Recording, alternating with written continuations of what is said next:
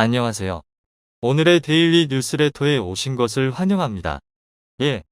대한민국의 기적입니다. 2. 대한민국의 놀라운 기술력. 3. 한국을 위한 좋은 기회입니다. 한번 진실을 알아봅시다. 지금이야 중동이 석유를, 중국이 히토류를, 러시아가 천연가스를, 호주가 석탄을 가지고 자원을 무기화하고 있지만 인류 최초의 자원전쟁은 아이러니하게도 새똥에서 시작됐습니다. 남미의 페루와 칠레의 연안은 예부터 어족 자원의 보고였습니다. 밑바닥에 가라앉아 있던 플랑크톤의 사체가 해류를 타고 떠오르기 때문에 이것을 주식으로 하는 물고기들의 먹이 사슬이 탄탄했죠. 그리고 이 생선들을 노리는 가마우지와 펠리컨이 3억 마리가 넘게 몰려들고 그 수를 헤아릴 수 없는 수천 종의 조류가 먹이를 구하러 이곳으로 날아옵니다. 그런데 새들이 모이는 곳에는 응당 새똥이 존재하는 법. 새가 똥을 싸고 그 똥 위에 또 똥을 싸면 이는 산처럼 쌓이게 됩니다. 그런데 수억 마리의 새가 수만 년간 배출한 이 새똥 구하노는 인간이 질소를 화학적으로 분리해내는 방법을 찾기 전까지 전 세계에서 유일한 고농축 질소 비료였습니다. 질소는 모든 식물이 성장함에 있어서 가장 중요한 단백질이고 수확량을 결정짓는 필수 성분이기 때문에 농사를 잘 지으려면 이 질소를 잘 활용해야 하죠. 그런데 18세기 말부터 구아노가 현재의 석유를 능가하는 귀중한 자원으로 떠올랐습니다. 왜냐하면 유럽에서 산업혁명 이후로 급격한 인구 증가가 뒤따랐는데 이는 필연적으로 식량 생산을 늘려야 함을 의미합니다. 그래서 유럽인들은 잉카인들이 사용하던 구아노에 주목하기 시작했고 1840년대부터 수많은 증기선이 구아노를 유럽으로 실어 날랐는데요. 구아노를 최초로 국유화한 것이 페루였는데 페루는 이 새똥을 팔아 막대한 부를 축적하기 시작해 경제 호황을 마음껏 누렸습니다. 연평균 9%씩 경제 성장을 이루던 페루는 본격적으로 욕심을 부리기 시작합니다. 아직 캐내지도 않은 구아노를 담보로 유럽 자본을 빌려 대규모 설탕 농장에 투자했는데 과잉 생산은 가격 폭락을 불러오기 마련인지라 페루는 가격을 방어하지 못해 결국 파산 직전까지 이르게 됩니다. 그러나 유럽의 농업은 이미 페루의 구아노에 너무 의존하던 상황이었기 때문에 대체제도 없었고 높은 가격을 지불할 의사도 없었습니다. 결국 전쟁이 발발하고 말죠. 칠레와의 국경지대에 있는 구아노를 두고 페루와 칠레는 소유권 분쟁을 시작했고 칠레의 뒤를 봐주던 영국과 프랑스는 결국 페루를 침공하게 되었으며 4년 만에 막을 내렸습니다. 이것이 바로 1879년에 발발한 구아노 전쟁 또는 새똥 전쟁입니다. 역사는 반복된다고 하죠. 새똥이 불러온 전쟁이 끝난 지 150년 가까이 지났건만 현재도 전 세계는 자신만의 구아노를 활용해 자원전쟁에 나서고 있는데요. 그런데 자원에 있어서만큼은 최빈국이라 불리는 대한민국에도 구아노는 있습니다. 깊은 바다나 깊은 산, 깊은 땅 속에 있는 것이 아니라 도시 한복판에 말이죠. 아마 여러분도 도시광산이라는 단어는 들어보신 적이 있으실 텐데요.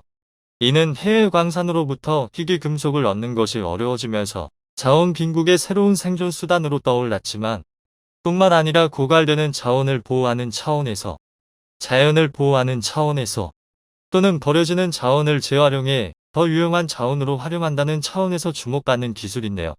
쉽게 말하면 버려지는 폐가전제품 등에서 희귀금속을 얻는 겁니다. 즉 과거에는 금을 캐기 위해 곡괭이와 삽을 들고 광산으로 달려갔다면 이제는 폐가전제품 하치점으로 달려가는 것이죠. 이 도시광산이라는 용어는 1986년 일본 도호쿠 대학의 난조 미치오 교수에 의해 처음 제시됐습니다. 그는 지구에 매장된 자원 중 석유나 석탄은 한번 사용하고 나면 사라져 버리지만 금속은 사용 이후에도 폐기물 속에 그대로 남아있어 언제든 재활용할 수 있다. 라는 개념을 제시하면서 관심을 끌게 되는데요. 이런 주장과 맞물려 1990년 이후부터 현재까지 전 세계적인 금융위기와 불안정한 정세가 지속되면서 희귀금속 확보를 위한 도시광산 개발은 중요한 산업으로 자리매김했습니다.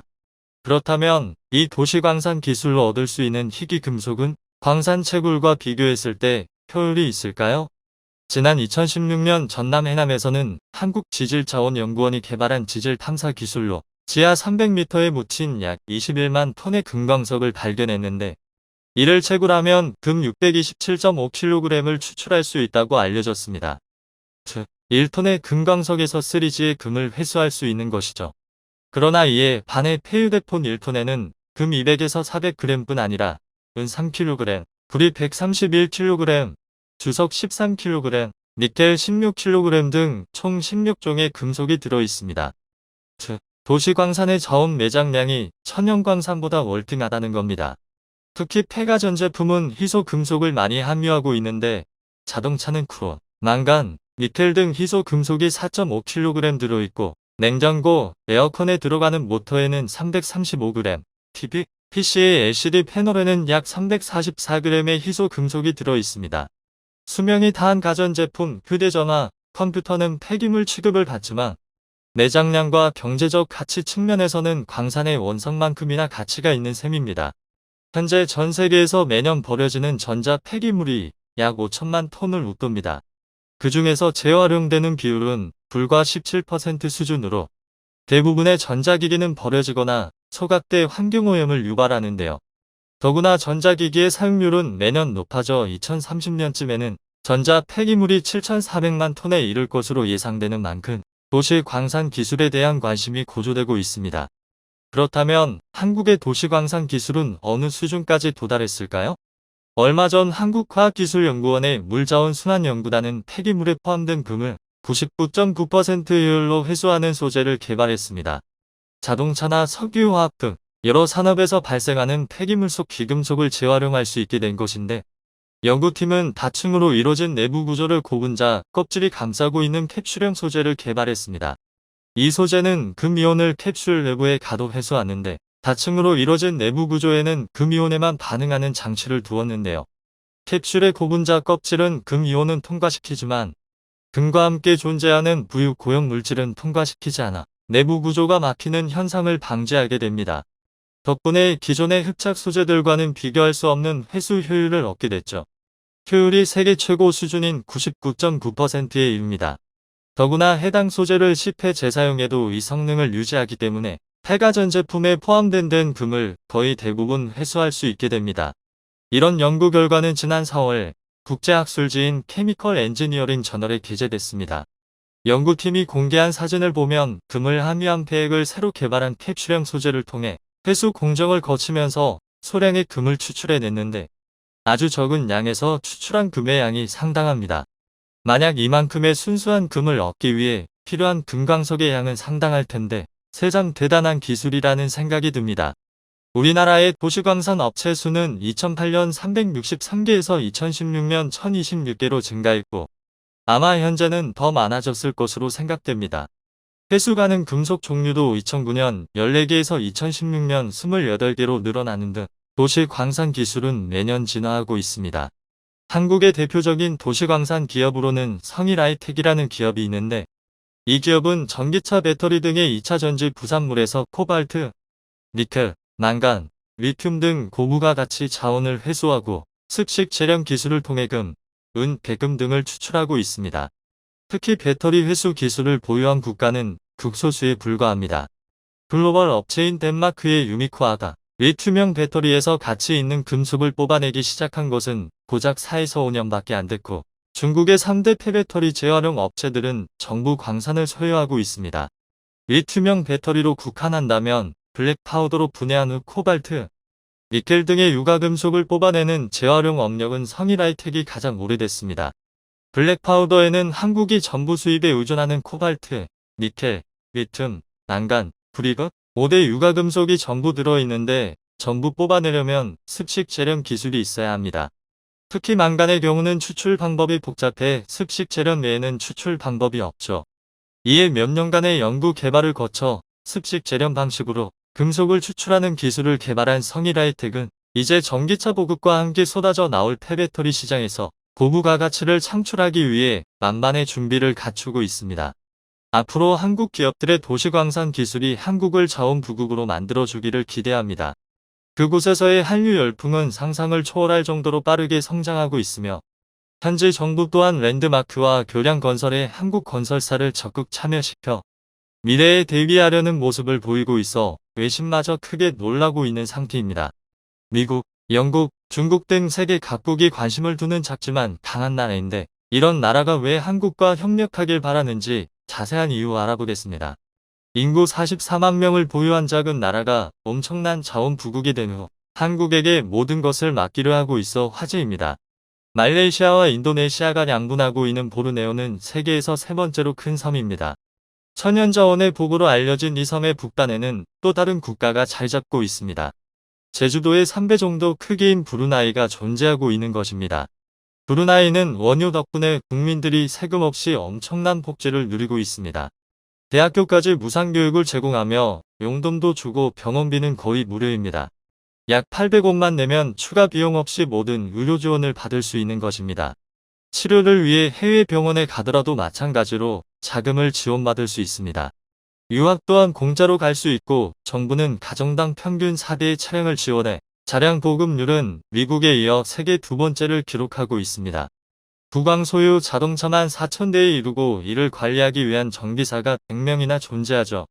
포브스에 따르면 브루나이 국왕의 재산은 약 200억 달러에 달합니다. 이는 세계에서 11번째로 재산이 많은 것입니다. 새해 행사에 참여하면 국왕이 90만원 상당의 세뱃돈을 줄 정도니 말입니다. 세계적으로 유명한 로열 브루나이 항공 또한 왕실이 직접 운영하는 항공사입니다. 좌석은 넓고 깔끔하며 기내식은 평균 이상이라는 평을 듣고 있는 항공사죠. 승무원 또한 친절하기로 유명해 2년 연속 세계 최고 승무원상을 받기도 했습니다. 그리고 황금으로 장식된 7성급 엠파이어 호텔은 그들의 또 다른 자랑입니다. 축구장 250개를 합친 크기의 수영장, 영화관, 골프장 등이 모두 모여 있을 정도입니다. 브루나이가 이렇게 되기까지는 기가 막힌 반전이 있습니다.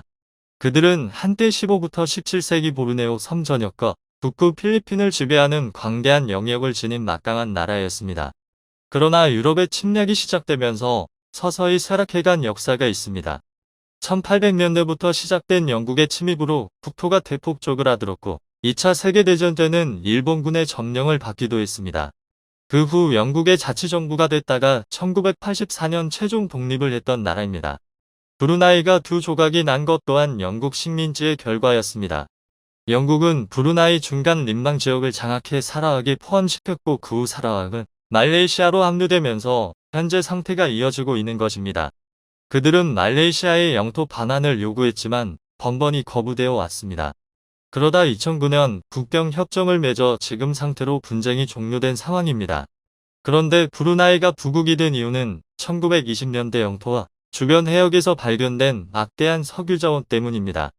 석유 매장량은 11억 배럴이었고 천연가스 매장량은 3천억 입방미터로 추정되고 있습니다. 동남아에서 세 번째로 큰 석유 생산국이 됐으며 하루 평균 13만 배럴을 뽑아내고 있는 상태입니다. 구매력 기준 1인당 GDP가 7만 7천 달러를 기록하며 한국의 약 2배 수준이 된 것도 이런 이유 때문입니다.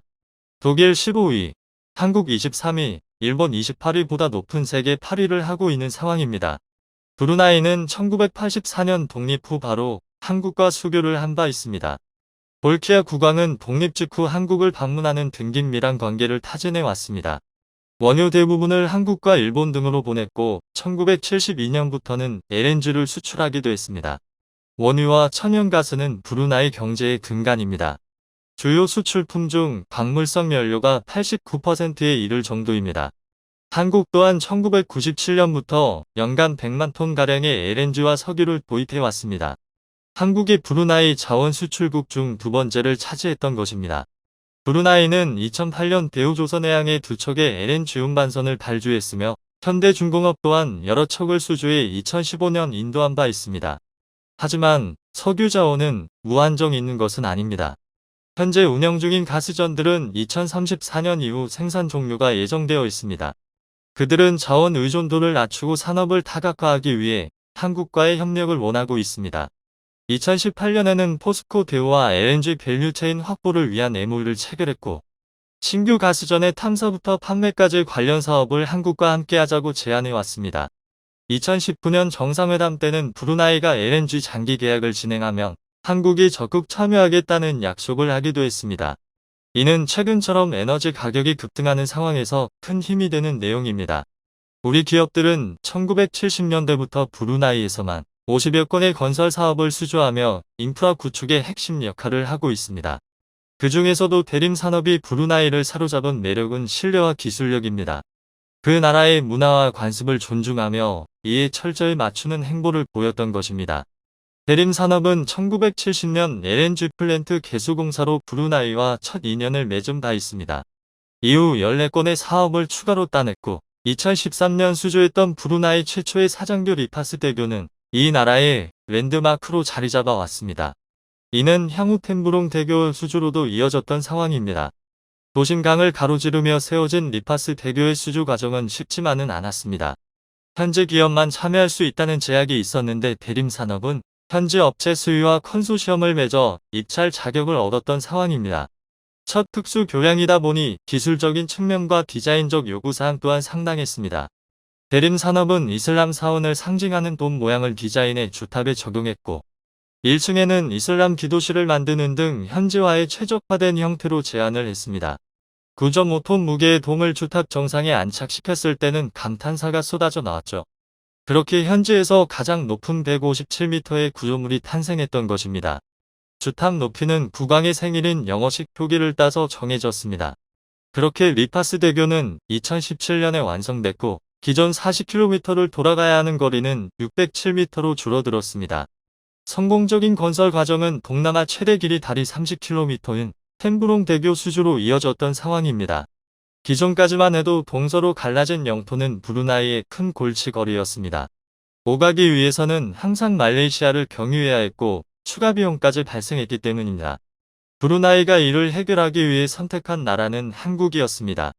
대림 산업은 2015년 템부롱 대교의 핵심인 해상교량과 사장교 2개 구간에 약 7,500억 원의 수주를 한 바 있습니다.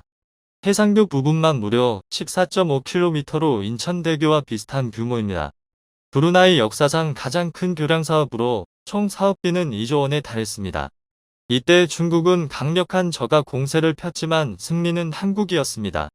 입찰 당시 중국 업체들이 1부터 3위로 낮은 가격을 써냈지만 대림 산업은 가장 높은 공사비로 4위를 하고도 수주를 차지했습니다. 공기 단축과 차별화된 설계를 제시해 사업권을 따냈던 것입니다. 템부롱 대교에 적용된 핵심 기술은 특수 기중기를 사용하는 론칭 겐트리 공법입니다. 육지에서 제작한 상판을 해상으로 운반한 후 특수 설계된 기중기로 800톤이 넘는 상판 2개를 한 번에 들어올려 교각 위로 올리는 방식을 사용한 것입니다. 이로 인해 작업 능률을 4배로 끌어올렸으며 비용까지 크게 절약했던 상황입니다. 그렇게 2019년 11월 성공적으로 완공해 기술력을 입증했습니다. 브루나이 국왕은 돌아가신 아버지의 이름을 따서 템부롱 대교 이름을 변경했고 이를 근대화의 상징이라 치켜 세우기도 했습니다. 종전 3부터 4시간이 소요됐던 두 지역을 15분 정도로 크게 줄여줬기 때문입니다. 말레이시아 국경을 2차례나 넘어야 했던 번거로움도 사라졌죠. 한국의 기술력은 브루나이 국토를 동서로 연결시켜줬고 국민 통합에 기여하면서 현지에 강렬한 인상을 남긴 것으로 나타났습니다. 템부롱은 95% 인구가 살고 있는 서쪽 지역에 비해 상대적으로 낙후됐었지만 이제 희망의 빛을 보고 있는 상태입니다. 브루나이 정부도 버려진 땅 템부롱을 개발해 100년 먹거리를 찾아내겠다는 계획입니다. 외신들은 템부롱 대교가 새로운 관광 투자에 영감을 주고 있다며 놀라워하고 있습니다.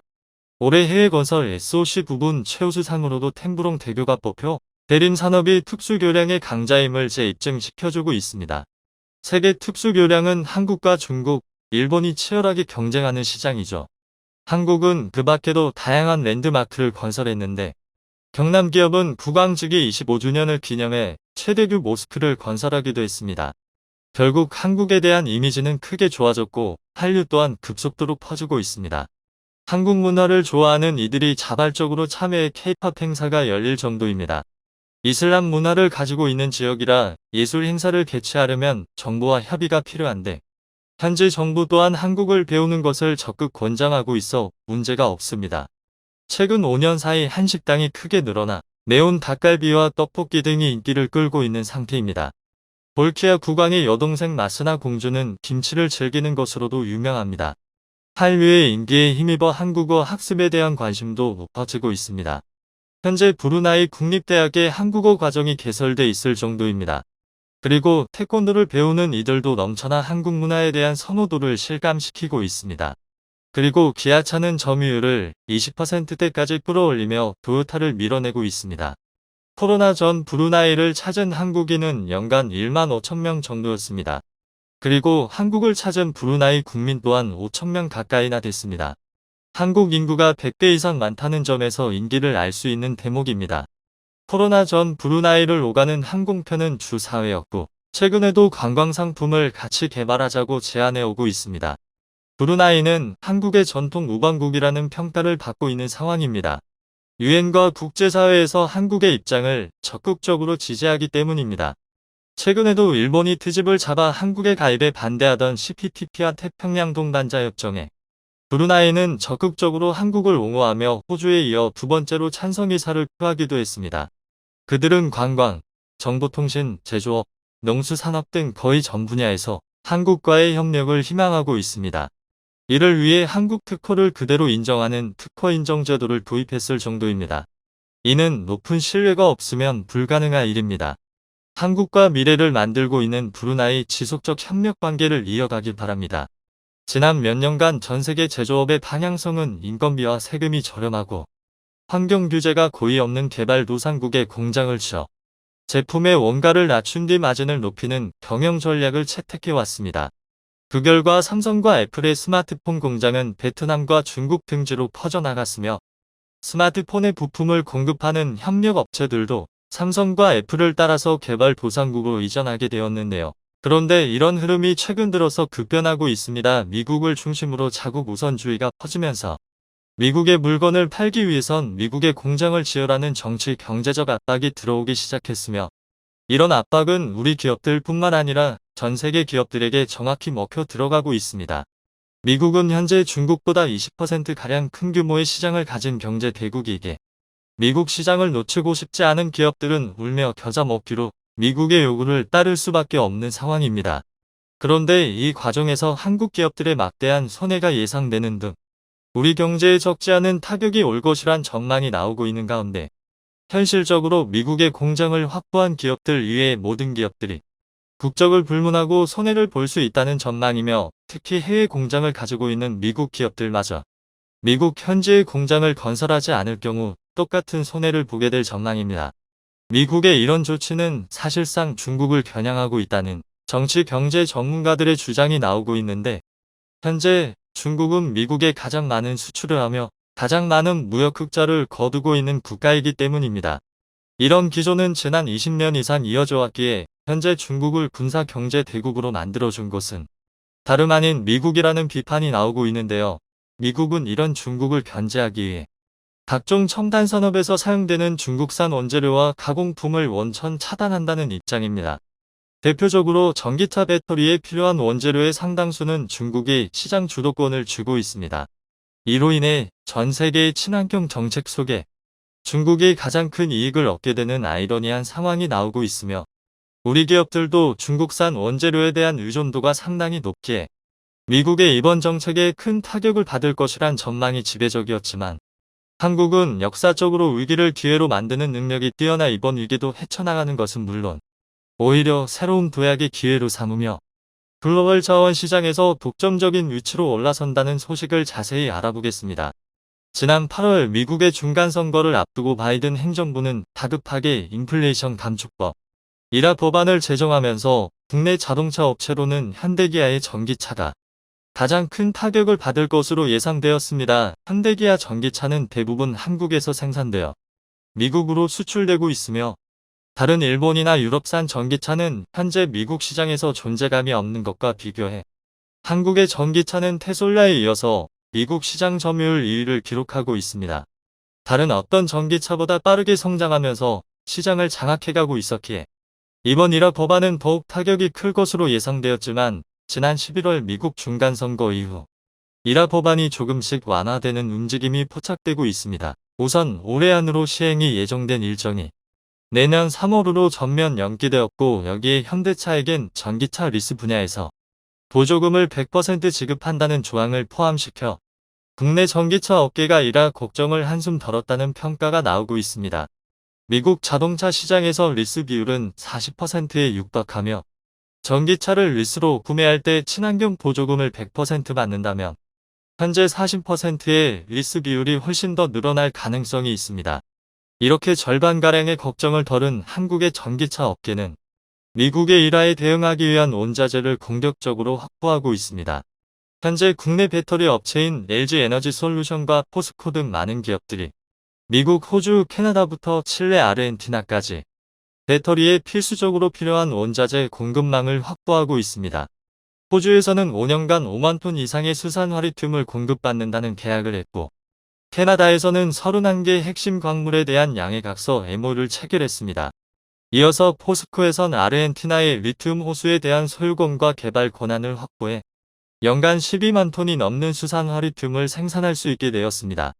포스코 측에 따르면 해당 염호엔 1,500만 톤가량의 리튬이 매장되어 있는 것으로 확인되었으며 전기차 배터리 4억 개가량을 생산할 수 있는 분량입니다. 얼마 전 리튬 공장 준공식을 마친 아르헨티나 옴브레 무에르토 호수엔 염분과 불순물로 다른 생물이 살 수 없지만 상당량의 리튬이 함유되어 있습니다. 한국식 염전의 방식으로 호수물을 끓여와 증발시키면 기존 호수물보다 4배에서 5배가량 농축된 고농도의 리튬 용액이 만들어지고 여기에 포함된 나트륨, 칼슘 등 불순물을 제거하여 전기차 배터리에 사용할 수 있도록 가공하는 과정을 거칩니다.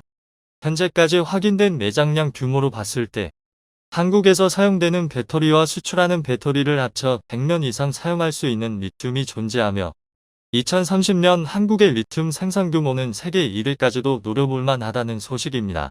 특히 미국의 일하로 배터리 소재의 탈중국 현상이 가속화되어 중국은 매장량이 많아도 이를 주문하는 업체가 없게 되어 더 이상 원자재를 생산하지 못할 가능성이 큽니다.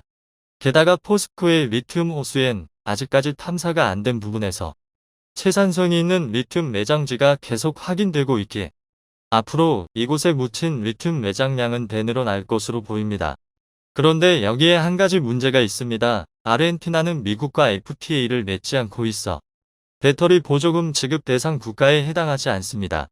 물론 한국이 확보한 호주와 칠레의 리튬 광산의 경우는 미국과 FTA를 맺고 있어 보조금 지급은 물론이라 기준을 충족하지만 아르헨티나보다 채산성과 생산량이 부족하며 현재 정부에 납부해야 하는 로열티나 세금도 비교적 높은 것으로 알려졌습니다. 아르헨티나의 경우 포스코 측에서 리튬을 생산해 수출하게 되면 3%의 로열티를 지불해야 하지만 칠레는 20% 수준의 로열티를 지불해야 하기에 매장량과 채산성 그리고 수익성 측면에서도 아르헨티나의 리튬 호수를 활용해야 합니다.